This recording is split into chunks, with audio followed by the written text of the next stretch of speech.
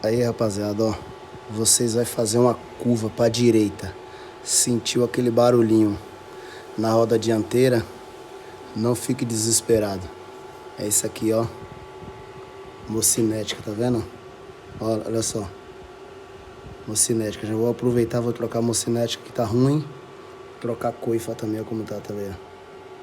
Fazer um serviço já top pro cliente, rapaziada, ó. Tá vendo? É isso aqui, aquele barulho quando você desce pra direita, ó. Você não sabe o que que é, ó. Essa pecinha aqui, ó. Tá vendo? Gostou? Segue pra mais dicas como essa aí, ó.